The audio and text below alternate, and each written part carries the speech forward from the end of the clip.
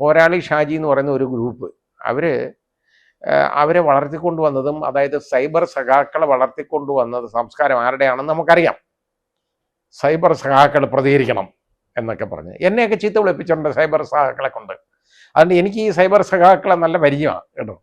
അപ്പോൾ ഈ സൈബർ സഖാക്കളെ വളർത്തിക്കൊണ്ടുവന്ന സംസ്കാരം ആരുടെയാണെന്ന് നമുക്കറിയാം. കുറേ പേരെ അപ്പോയിൻ്റ് ചെയ്തിരുന്നു. അതെല്ലാം കഴിഞ്ഞപ്പോൾ പിന്നെ മനസ്സിലായി ഇതിനൊന്നും ആവശ്യമില്ല, ഇപ്പം വലിയ കേമത്തരമായി, അങ്ങ് ഉയരത്തിലായിപ്പോയി, ഇനി ഇതൊന്നും ആവശ്യമില്ല എന്നുള്ളൊരു തോന്നൽ വന്ന് ഇതങ്ങോട്ട് ഒരുപാട് പ്രകടനം അധികമായി കഴിഞ്ഞപ്പോൾ ഈ പോരാളി ഷാജിമാർക്കൊക്കെ തോന്നി, എടാ ഇയാൾ ഇങ്ങനെ അധികം കിഴക്കോട്ട് പോയാൽ മഞ്ഞുള്ളൂ എന്ന് നാട്ടുപുറത്തൊക്കെ പറയുന്ന മാതിരി ഇയാളിങ്ങനെ പോയിക്കൊണ്ടിരിക്കുകയല്ലേ, അപ്പോൾ അത് വേണ്ട എന്നുള്ള ഒരു തോന്നൽ അവർക്ക് വന്നു. അവർ വന്നതിന് ശേഷം അവർ ഇതിനകത്ത് ഓരോ ഇഴകീറി പരിശോധിച്ച് ഓരോ കാര്യങ്ങൾ കുറ്റപ്പെടുത്താൻ തുടങ്ങി.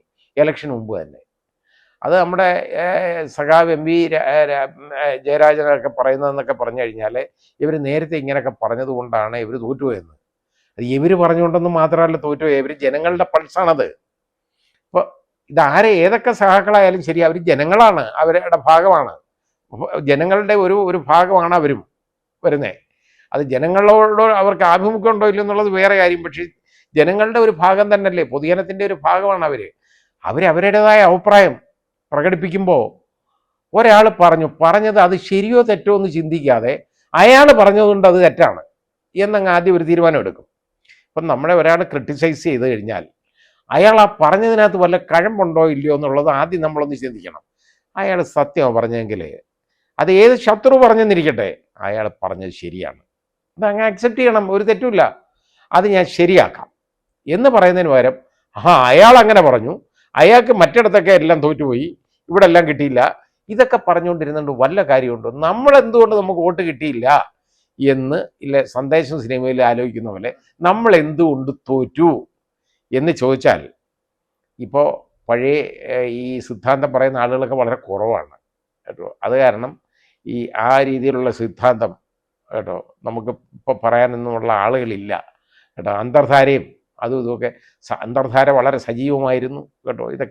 ഇതൊക്കെ പറയാനുള്ള ആളുകൾ ഇപ്പോൾ ഇല്ലാത്തത് കൊണ്ട് ഈ പറയുന്ന വാചകങ്ങളൊക്കെ അങ്ങ് തെറ്റിപ്പോവാണ്. ഏതായാലും അതിൽ കിടന്ന് ഡാൻസ് കളിക്കാതെ ഗോവിന്ദ മാസ്റ്റർ അങ്ങ് പറഞ്ഞു തോറ്റു, നല്ലോണം തോറ്റു, ശരിയാണ്, അത് സമ്മതിച്ചു.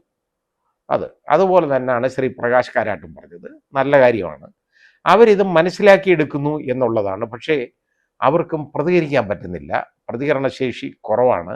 അതിൻ്റെ കാരണം എന്ന് പറയുന്നത് അത്രത്തോളം പവർഫുള്ളാണ് നേതൃത്വം എന്ന് പറയുന്ന ഒരു ഏകാധിപത്യ രീതിയിലേക്ക് പൊയ്ക്കൊണ്ടിരിക്കുകയാണ് ഈ പാർട്ടി.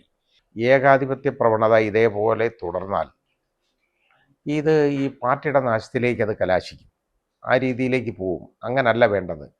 ഒരു ജനാധിപത്യ രീതി ഏത് കാര്യത്തിലും ഡെമോക്രാറ്റിക് ആയിരിക്കണം ഒരു രാഷ്ട്രീയ പാർട്ടി. ആ രീതിയിൽ വേണം പ്രവർത്തിക്കാൻ. ആളുകളുടെ അഭിപ്രായങ്ങൾ കേൾക്കണം, അല്ലാതെ സ്വന്തമായിട്ട് പറയുന്ന കാര്യങ്ങളെല്ലാം അതാണ് വലുത് എന്നുള്ള ഒരു കാഴ്ചപ്പാട് അങ്ങ് മാറ്റണം. അതാ വേണ്ടത്. അത് ചെയ്യുന്നില്ലെങ്കിൽ വളരെ അപകടകരമായ ഒരു സ്ഥിതിവിശേഷത്തിലേക്ക് ഇത് പോകും. അങ്ങനെ പോകാതിരിക്കട്ടെ. പിന്നെ ഇതേപോലെ ഇപ്പോൾ ഇവർ ഈ സൈബർ സഖാക്കൾ പ്രതികരിക്കുന്നല്ലോ, അവർ അവസാനം ഈ ഇലക്ഷന് തോറ്റതിന് സഖാവ് എം വി ജയരാജനൊക്കെ ഈ കുറ്റം പറഞ്ഞപ്പോൾ അവരെന്നും പറഞ്ഞ മറുപടി എന്ന് പറയുന്നതും വളരെ രസകരമായ കാര്യമാണ്. അത് ശരിയായ മറുപടിയുമാണ്. അങ്ങാടി തോറ്റതിന് അമ്മയോടോ എന്ന് ചോദിച്ചു. അതായത് അതാണ് അവർ ചോദിച്ചത്. അതിനെന്താ തെറ്റ്? ഇനിയിപ്പോൾ ഇതിൻ്റെ അഡ്മിൻ ആരാണ് എന്നൊക്കെ ഉള്ളതിനെക്കുറിച്ച് അന്വേഷിക്കുകയാണ്. അത് കണ്ടുപിടിക്കാൻ കുറച്ച് ബുദ്ധിമുട്ടിയാലും വേണമെങ്കിൽ കണ്ടുപിടിക്കാം എന്നുള്ളതേ ഉള്ളൂ. പക്ഷേ അത് ഫേസ്ബുക്കൊക്കെ അവരൂടെ സഹകരിക്കണം, എന്നാൽ മാത്രമേ അത് എടുക്കാൻ പറ്റുള്ളൂ. പിന്നെ ഈ മെസ്സേജ് പാസ് ചെയ്യുന്നത് കണ്ടുപിടിക്കുക എന്ന് പറഞ്ഞാൽ അത് ഓരോ അതിൻ്റെ പ്രോട്ടോക്കോൾ അനുസരിച്ച് നോക്കുമ്പോൾ ഒരു IP അഡ്രസ്സ് ഓരോ കമ്പ്യൂട്ടറിനും ഉണ്ട്. കമ്പ്യൂട്ടർ എന്ന് പറയുമ്പോൾ നമ്മുടെ മൊബൈൽ ഫോൺ ആയാലും ഇറ്റ്സ് എ കമ്പ്യൂട്ടർ.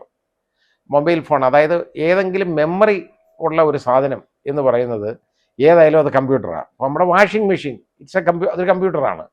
നമ്മുടെ പെൻഡ്രൈവ് അത് കമ്പ്യൂട്ടറാണ്, കാരണം മെമ്മറി ഉണ്ട് അതിന്, മെമ്മറി.